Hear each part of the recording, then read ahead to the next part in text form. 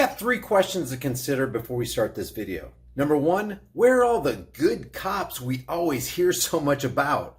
Number 2, if cops are this bad while they're being recorded, what are they doing when there's no camera around? And number 3, what would happen if we all got together and took care of criminal cops engaged in criminal activities every time we saw it? Welcome to the Here's the Deal channel. Let's get into the video. Okay, this is yet another example of cops who claim to be protectors and servants of the public, demonstrating the reason they earn all the hate that comes their way. Not only cops in America, but cops around the world.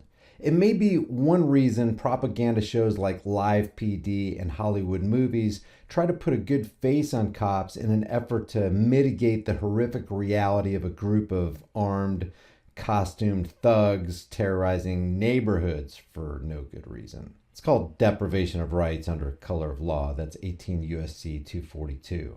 Because of the violent nature of this video, I'm not going to show this entire interaction. But if you want to see the complete uncut 2-minute recording, I'll provide the link in the description.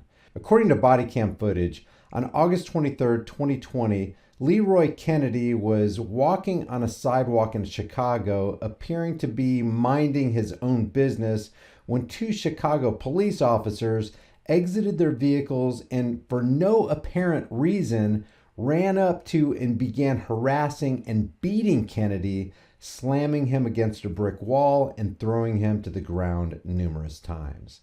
And if the incident wasn't recorded, most people wouldn't even believe that Kennedy did nothing wrong to provoke the shocking assault. To add insult to injury, according to the Chicago police report, Kennedy was charged with 2 counts of resisting arrest and 1 charge of aggravated battery of a police officer. Since the incident, Kennedy's legal team filed a lawsuit against the city and the 2 officers for false arrest, violating his due process, and use of excessive force, along with 4 other charges. And the bad part about this is none of the expense is going to come directly out of the officers' pockets.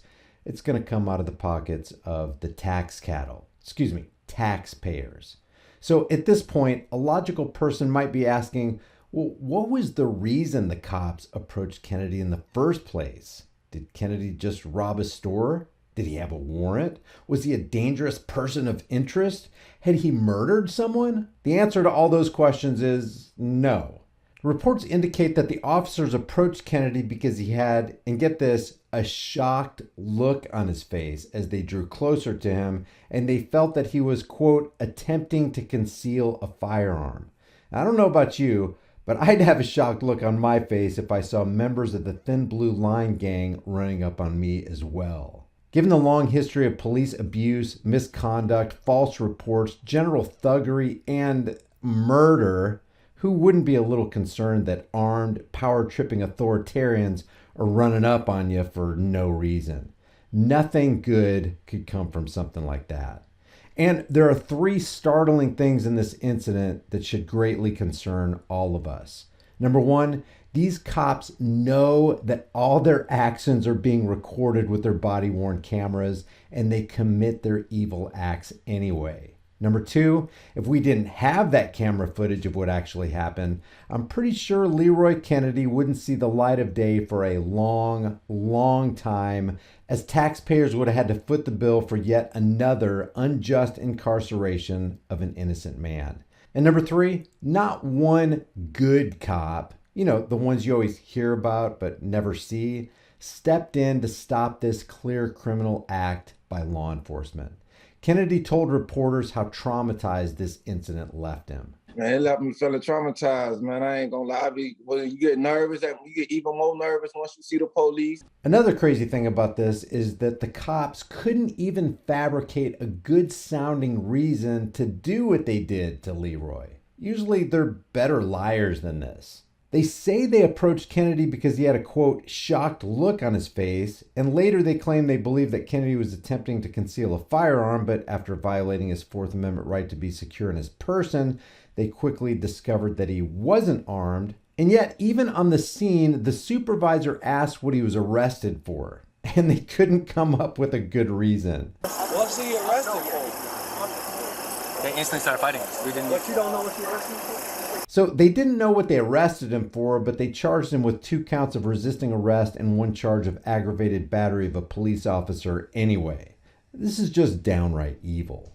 According to a spokesperson from the Cook County State's Attorney's Office, the charges against Kennedy were dropped on December 18, 2020, after video evidence showed that there was no case against him. And one more thing before we end this video. While it's not advisable to do this, this guy right here, I can only imagine, infuriated with the injustice of what's happening at the moment, attempts to defend Kennedy. Not a lot of people would do that, because they know if they jump into the fray, things won't go well for them either. Imagine if this entire group got together to arrest the officers for what appears to be a clear crime in progress. Maybe then the world would change for the better. Leave your thoughts about this for the world and the Thin Blue Line gang in the comment section below, and I'll see you guys in the next video.